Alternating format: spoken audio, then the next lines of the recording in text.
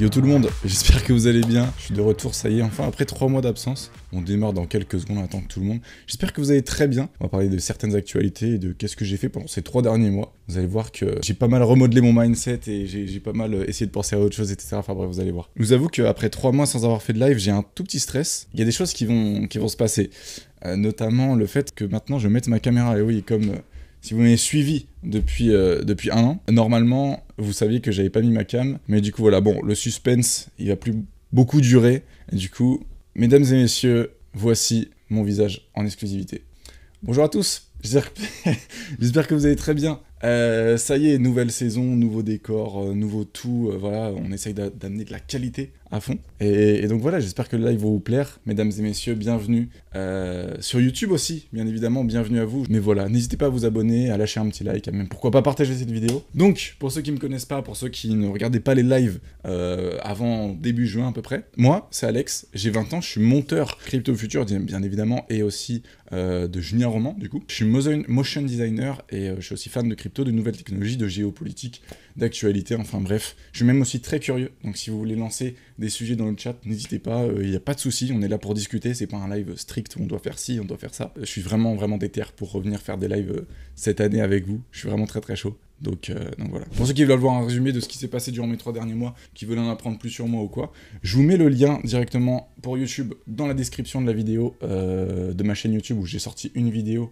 hier, aux alentours de 10h, je crois que c'était quelque chose comme ça. Mais comme il y a 0 abonnés sur ma chaîne YouTube, du coup il y a eu 0 vues. Donc je vous invite à aller voir. Et pour ceux qui sont dans le chat, n'hésitez pas. Vite fait, ça va parler de quoi sur YouTube? Sur YouTube, ça va parler de toutes mes expériences, toutes mes passions que je pourrais avoir, que ça part du drone FPV, aux crypto-monnaies, à l'investissement, au mindset aussi. Parler aussi de l'envers du décor, de qu'est-ce qu'un monteur pour des youtubeurs aujourd'hui, comment est-ce que je m'organise, quels sont mes projets et comment je vais essayer de vous donner des conseils aussi en tant que jeune, parce que je sais qu'il y en a très peu de jeunes qui abordent le sujet de l'entrepreneuriat mais des jeunes qui m'ont montré l'envers du décor de leur métier, ou etc., au fur et à mesure de certains vlogs peut-être, au fur et à mesure de certaines vidéos. Je vais essayer aussi de traiter des sujets. Si vous voulez, j'ai toute une note là. Pourquoi ne pas vivre à crédit? Payer les impôts seul le plus tôt possible, point d'interrogation. Comment limiter ses dépenses? C'est quoi être riche? 20 ans, pas de réseaux sociaux, parce que oui, j'ai 20 ans et j'ai pas forcément l'envie d'être sur les réseaux sociaux.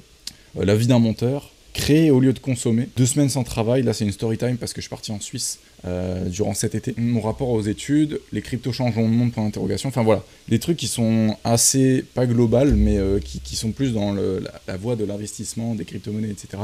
Et j'aimerais bien juste, je lance ma caméra, j'ai écrit 2-3 notes et essayer juste de parler à la caméra, de me poser des questions, d'essayer de répondre à des questions. Et voilà, pas forcément des vidéos hyper travaillées, comme pourrait le faire Junior Roman, etc. en allant... Si, je vais aller chercher des infos quand même, mais plus sur un ton, de conseils, plutôt de se rapprocher, de parler comme je parle là, par exemple, tu vois. Bon, alors, la semaine du Bitcoin. Normalement, il y avait des petits jingles à l'époque, je sais pas si vous vous rappelez, en septembre, j'avais mis des petits jingles et tout. Cette époque, il révolue depuis bien longtemps. Sachez que j'ai galéré pour cette analyse, parce que ça fait trop longtemps. Ça fait 3 mois que j'ai pas regardé les cours. D'ailleurs, je vous en parlerai après de pourquoi je regarde plus vraiment les cours et pourquoi ça m'intéresse plus. Mais ouais, j'ai pas mal galéré pour cette analyse du Bitcoin. Et j'espère que ça va vous satisfaire quand même, ce que j'ai réussi à trouver. Et j'ai réussi à trouver des corrélations à ce que j'avais dit il y a quelques semaines, là, au dernier live que j'avais fait. Notamment ici, le dernier live que j'ai fait, c'était le 7 juin, juste ici. Et juste après, ce qui s'est passé... Attends, c'était le 7 juin? C'était même avant. Ah, je sais plus. Mais en gros, j'avais trouvé un truc, ça disait que ça allait chuter et qu'on allait pouvoir retrouver la MA200 et tout, enfin bref. Je vais vous montrer tout ça. Alors, on va commencer par l'analyse weekly. Pour en résumer un petit peu, pour ceux qui doivent y aller rapidement, ou alors qui n'ont pas trop envie d'entendre l'analyse, pour faire un petit résumé, c'est toujours sur des points très intéressants, bien évidemment, comme on le voit ici, hein, voilà, on a fait comme un double bottom un peu, même si j'ai pas trop envie d'appeler ça un double bottom, mais on est de nouveau sur des 19 000, etc., donc c'est des très bons points d'entrée comparé à là où on avait été touché les 25 000. Donc on est toujours sur des points d'entrée intéressants. Le bear est installé, donc on est sûrement sur une suite de plusieurs mois qui vont être assez bas et on va rester peut-être encore sur des points d'achat intéressants. Néanmoins, je ne suis pas conseiller financier, bien évidemment, comme vous le savez. Et donc, si vous investissez, ce n'est pas de ma faute, c'est complètement de la vôtre. Et c'est vous qui avez cliqué sur le bouton acheter, donc ne me tombez pas dessus si vous avez investi après une chose que j'aurais dite. Le RSI, j'avais vu ça, alors c'est pas des analyses dignes de Crypto Future, hein, bien évidemment, moi je suis plus au niveau du long terme et essayer de voir si c'était des bons points d'entrée, bons points d'achat ou des bons points de vente. Et là, comme vous voyez, le RSI en weekly, il est hyper bas, il est descendu hyper bas. Et même là, on est remonté un petit peu, quand bien on est remonté un petit peu, on est encore assez bas. Et d'ailleurs, je vois une espèce, non, c'est pas une divergence, mais c'est une confirmation du fait qu'on est bien en secteur haussier, qu'on est bien haussier. C'est-à-dire que là, vous voyez, on a un bottom plus bas, et ensuite on fait un plus haut, ici. Et là, pareil sur le RSI. Alors que si ça avait été descendant, bah, ça aurait été une divergence baissière. Et si c'était, comment dire, au même niveau, ça aurait été plutôt neutre, on va dire, comme sentiment. Mais ouais, j'avais vu une corrélation comme quoi on aurait pu avoir, au niveau du H-Ribbon, bien évidemment, j'ai pas la version payante, on aurait pu avoir au niveau du H-Ribbon une pastille bleue, et finalement, c'est ce qui s'est réalisé. C'était à peu près à ce moment-là, on a commencé, voilà, c'est ici, le 8 juin pile, donc ça veut dire que c'était le 7-8 juin. Et je vous disais, le H-Ribbon, il est prêt à cross, donc c'est possible qu'on ait encore une rechute, pour ensuite, pourquoi pas faire une pastille bleue. Et finalement, c'est ce qu'on a fait. Et je vous avais dit à l'époque, environ 1 mois et demi pour une pastille d'achat. Et du coup, on a fait combien de temps? À peu près 72 jours. Donc ouais, 1 mois et demi. 1 mois et 22 jours. Quelque chose comme ça. Non, 2 mois. Attends, ouais, c'est 2 mois et 10 jours. Donc oui, c'était un peu plus long que prévu.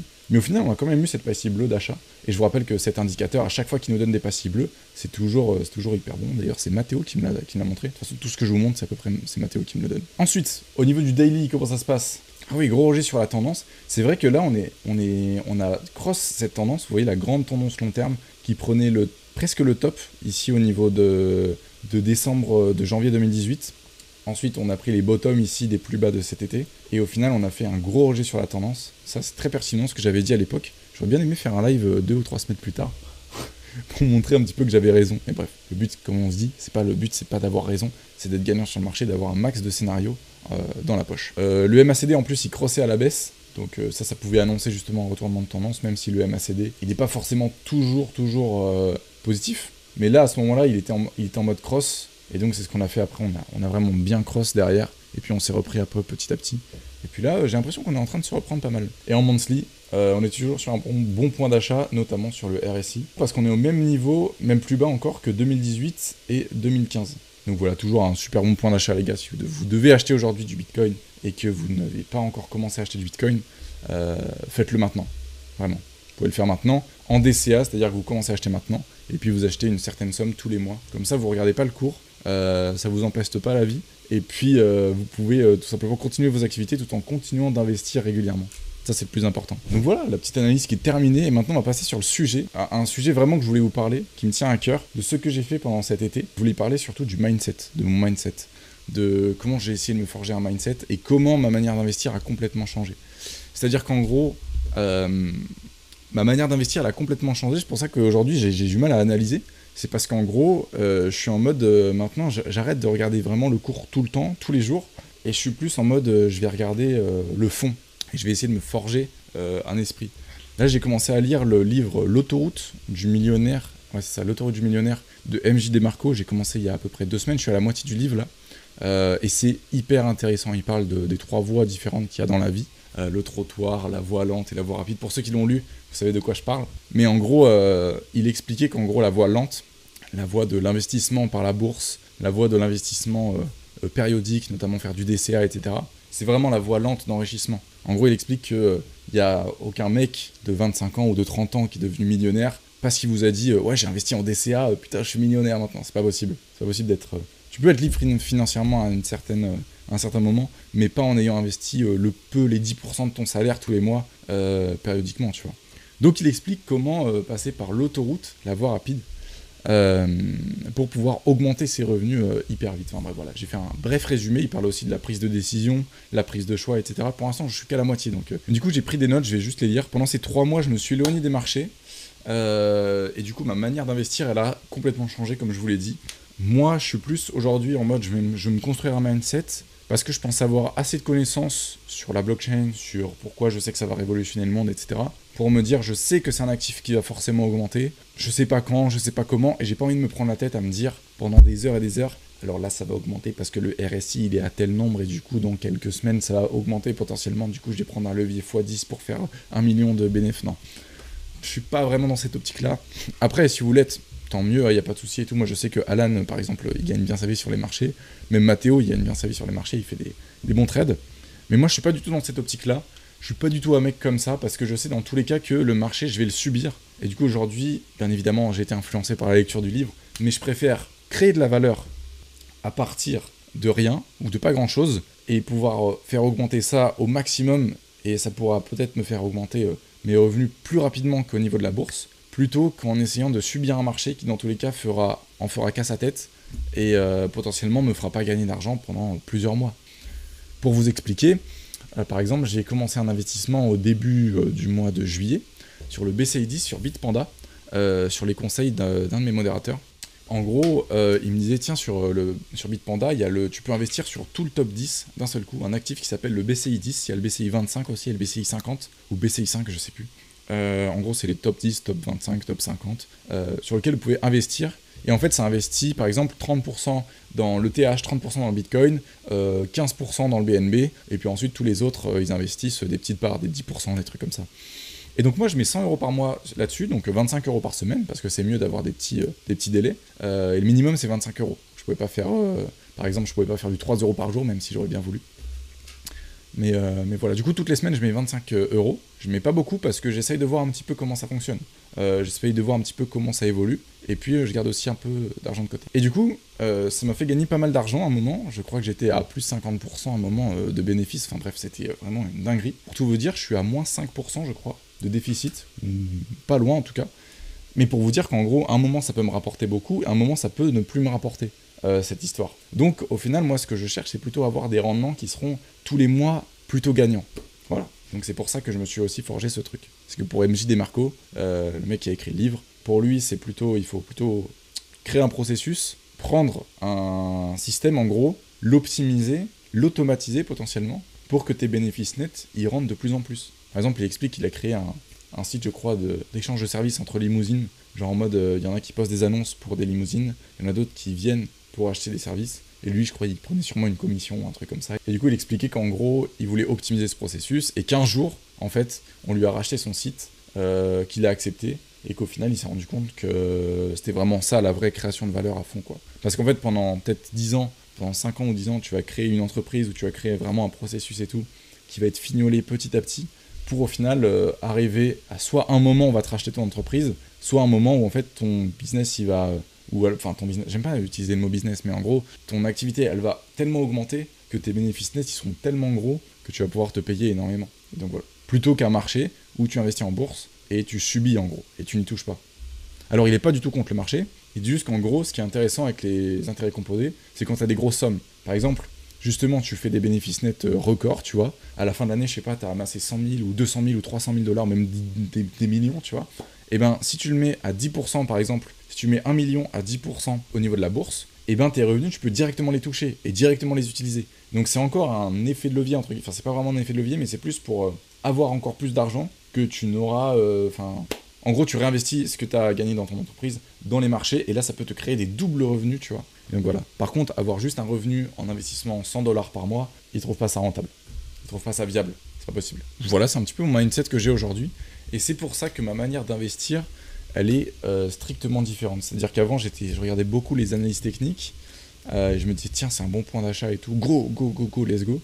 J'ai fait aussi des trades, des leviers x3, des bails comme ça et tout, j'ai pas mal perdu. Enfin, j'ai pas mal perdu, j'ai pas mis énormément de mon portefeuille, mais où j'ai perdu. Et donc, pour moi, c'est plus viable d'avoir des trucs comme ça, c'est plus possible. Donc j'ai arrêté. Voilà, et du coup maintenant je me concentre aujourd'hui, avant je me concentrais sur le fondamental des cryptos, et j'ai remarqué maintenant, même si avec les cryptos on peut faire des bénéfices records, que c'est une très petite partie des gens qui y arrivent, et donc je préférais plutôt faire une entreprise, créer une entreprise et faire des bénéfices, parce que là au moins je me serais sorti les doigts de cul, et juste avec moi, mes connaissances, et j'aurais réussi à créer de la valeur à partir de zéro. Et ça je trouve que c'est encore plus valorisant plutôt que subir un marché qui peut fluctuer un peu comme on le veut, quoi. Pour l'instant, je sais pas si je créerais une entreprise, mais j'ai réfléchi, et je pense que le seul type d'entreprise que je pourrais créer, moi je kiffe faire de la vidéo, ça serait une boîte de prod. En gros, je sais qu'il y a un certain type de marché, un certain type de demande qui peut être très bien vu et très bien rémunéré dans les boîtes de prod, et moi j'aimerais bien avoir ce processus, et potentiellement utiliser pas cette faille, mais utiliser cette technique. Je vous la donne si vous voulez. En gros, ça serait créer une boîte de prod, déjà d'abord être à mon compte, tout seul, et une fois que j'ai pas mal de clients et de personnes qui me font confiance, potentiellement avoir des employés pour me laisser du temps, me libérer du temps, ou alors me permettent de faire encore plus de choses dans mon entreprise.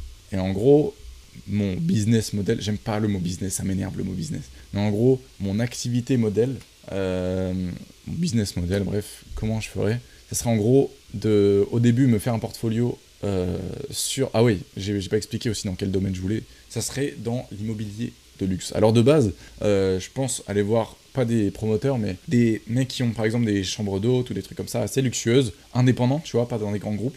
Essayer de venir les voir et dire bonjour, je suis vidéaste, je vous fais une pub pour votre chambre d'hôte gratuitement parce que j'ai besoin de me créer un portfolio. Et donc de base, j'irai voir ça comme ça. En plus dans des endroits un peu reculés, etc. Ou alors local, pourquoi pas en Suisse, etc. Et ensuite au fur et à mesure, à partir du moment où j'aurai trouvé pas mal de clients et où j'aurai réussi à avoir un certain statut, potentiellement aller voir justement des grands groupes et pouvoir dire voilà, regardez ce que j'ai réussi à faire, je peux vous faire la même chose, je peux vous proposer un tarif, etc. Et là, ça peut être intéressant. Et là, étant donné qu'on est directement dans l'immobilier du luxe, on peut directement chiffrer des gros montants, étant donné qu'on sait que les clients ont ces capacités financières à nous payer. Et aussi, on peut réussir à faire des choses plutôt quali. Et en plus, si tu tapes dans un gros groupe immobilier, ils peuvent t'appeler pour toutes les maisons, tous les appartes qu'ils veulent mettre en location ou en vente, et te dire, bah voilà, on a cette maison, on a cette maison, on a cette maison, on a cette maison. Est-ce que tu peux nous faire un tarif pour toutes ces maisons? Tu vois, dans le mois, on a reçu toutes ces maisons-là, enfin, on a acheté toutes ces maisons-là et tout. Est-ce que tu peux nous faire un tarif? Enfin, bref. Et attention, il faut pas confondre créer un business, créer une entreprise, créer un système, un processus, avec créer de la merde. Parce que j'en ai parlé à un de mes potes, il me fait, du coup, t'en as tiré quelle conclusion? Tu vas te lancer dans le dropshipping? Alors, je pense que c'était sur le ton de la blague, mais moi, j'ai répondu sérieusement en disant, en vrai de vrai, si tu veux créer un business, si tu veux faire un truc, le dropshipping, c'est clairement pas le bon modèle. Peut-être que sur le court terme, tu vas pouvoir, si ça prend bien, faire des gros bénéfices, mais c'est pas à long terme, je pense. Tu vois, l'argent que tu vas faire dans le dropshipping, soit tu vas le réinvestir, mais tu vas pas pouvoir évoluer à fond dans le dropshipping. Ah oui, du coup, je voulais passer sur une petite news. Vitalik Buterin publie un livre sur la création d'Ethereum disponible sous forme de NFT. Insane, incroyable. Le co-créateur du réseau Ethereum, Vitalik Buterin, a rassemblé des textes écrits au cours de l'évolution du réseau pour en faire un livre baptisé Proof of Stake. Et là, je me dis, putain, livre. Puis j'étais en train de me dire, avant quand j'étais en train d'écrire mon live hier de qu'est-ce que j'allais dire, je me disais, putain, il faudrait que je me trouve un autre livre et tout. Là, je suis à la moitié du livre. Bon, je commence à réfléchir pour acheter un autre livre. Parce qu'en fait, j'ai pas envie, je sais qu'il y en a beaucoup qui lisent, genre, plein de livres, tu vois, donc c'est hyper intéressant. Mais moi, j'ai pas envie de concentrer mes efforts sur, sur lire, par exemple, je sais pas comment expliquer, mais moi, j'aime bien me concentrer sur un truc en particulier. Et donc, par exemple, lire un livre spécifique, en retenir vraiment l'essentiel, et puis pas en lire trop en me disant, ça se trouve, je vais en lire 40 des livres, et ça se trouve, en réalité, sur les 40, il n'y aura que 10% en tout de tout le contenu que j'aurais lu, que déjà, de une, j'aurais retenu, et de deux, qui va vraiment me servir dans ma vie. Tu vois, c'est un peu comme mes études. Je vais pas me lancer dans une licence mathématique informatique juste pour me dire « Hey, j'ai un diplôme, il me servira jamais, mais j'ai un diplôme !» Et bah les livres, c'est pareil. Et du coup, j'essaye vraiment de... Ouais, The One Thing et la semaine de 4 heures. Alors, The One Thing, j'aimerais bien avoir un petit résumé, on pourra aller faire des recherches. Mais la semaine de 4 heures, ouais. La semaine de 4 heures, il faut le lire. Il faudrait que je le lise. Quand j'ai écrit quand j'étais en train d'écrire le live hier vers 23h, j'étais en train de me dire, du coup, je pense que je vais le lire. Du coup, j'allais vous dire dans le live, du coup, je pense que je vais le lire. Et au final, je l'ai préco. Donc, je vais passer très rapidement de je pense le lire à je l'ai précommandé. Il sort le 27 septembre. Il est malheureusement en anglais. J'espère que je vais comprendre. En vrai de vrai, j'espère que je vais comprendre. Donc, je vais essayer d'améliorer mon anglais. Donc là, j'ai à peu près 22 jours pour améliorer mon anglais et essayer de comprendre des mots que je ne comprendrai pas, etc. potentiellement. On va voir comment ça se passe. Mais du coup, je voulais le lire, non pas pour me renseigner sur ETH, mais surtout pour essayer de voir un petit peu le mindset de Vitalik Buterin. La part des bénéfices de la vente de livres qui sera normalement reversée à Vitalik Buterin seront envoyés à la place à Gitcoin, une plateforme de développement de projets open source axée sur la rémunération des développeurs. Baptisé Proof of Stake, l'ouvrage reprend des textes existants en les recontextualisant. Insane. En fait, je voulais l'avoir aussi. Je crois qu'on peut acheter des NFT aussi, un livre sous forme de NFT sur Gitcoin, avec marqué comme quoi ça a été validé par Vitalik, etc. Enfin voilà, un truc comme ça. J'ai hésité à l'acheter en me disant, putain, un petit NFT comme ça pourrait être pas mal. En plus, si j'ai le livre chez moi et tout, ça peut être vraiment insane. Et comme ça, le jour où je veux revendre le livre, et ben j'aurai le livre et le NFT. Et au pire, si je veux pas le revendre, bah ça sera juste un souvenir de moi quand j'étais gamin, enfin quand j'étais jeune. 80% des résultats sont obtenus par seulement 20% du travail. Du coup, tryhard un truc à 100%, on est plus seulement sur une perte de temps par rapport à rebosser à 20% d'un truc. Ouais, ok, je vois. Mais du coup, si t'arrives à focaliser tout ton temps sur des choses qui vont t'apporter, et ben du coup, tu fais des plus-values à fond, quoi. Et ça, c'est hyper intéressant. Genre, tu fais 180% de plus-value. En vrai, je pense que j'applique cette règle sans m'en rendre compte. Moi, ce que j'aimerais bien, c'est pouvoir focaliser 100% de mon temps sur les choses qui me seront utiles. Et en vrai, je pense que j'applique cette règle. Genre, par exemple, quand j'ai fini de monter une vidéo, ou alors quand j'ai fini de faire mon taf, je vais pas aller me poser sur des jeux vidéo et tout, ou devant des vidéos qui vont simplement me divertir, même si c'est vrai que j'aime beaucoup ça. Je vais aller faire des choses qui sont grave utiles. Par exemple, aller regarder des vidéos, mais sur les différents, par exemple, types d'entreprises. Pour savoir, parce qu'en fait, j'essaye de me mettre aussi en tête que j'aimerais bien, là, dans les prochains mois, obtenir des revenus qui sont beaucoup plus conséquents. Genre, quand je dis beaucoup plus conséquents, c'est 2 à 3 fois les revenus que j'ai aujourd'hui, brut, bien évidemment. Là, 2 à 3 fois les revenus nets que j'ai aujourd'hui, mais en brut. Et si j'y arrive, ça pourra vraiment me faire évoluer et me dire, putain, ok, j'en suis capable, donc je vais aller encore plus loin. Donc voilà, je pense qu'on va s'arrêter là pour le live. N'hésitez pas, les gars, le live s'arrête pas. On va juste passer sur ma chaîne perso, parce que je trouve que le contenu est plus adapté. Même si la discussion va être la même si le décor va être le même si je ne vais pas changer et que le contenu ne va pas changer, je trouve que la discussion est plus adaptée sur ma chaîne perso sur Twitch. Donc, n'hésitez pas, allez sur ma chaîne Twitch, c'est AALexB, AlexB avec 2 A et un tiré du bas. Donc voilà. Merci à vous YouTube d'avoir regardé cette rediffusion de live. N'hésitez pas à passer dans la description, il y a tous mes réseaux, il y a tous les réseaux de Crypto Future aussi bien évidemment. Il y a ma chaîne Twitch, il y a ma chaîne YouTube. Je suis de retour enfin après 3 mois. Merci à tous d'avoir regardé cette rediffusion. À la semaine prochaine sur YouTube ou alors directement en live. Salut tout le monde.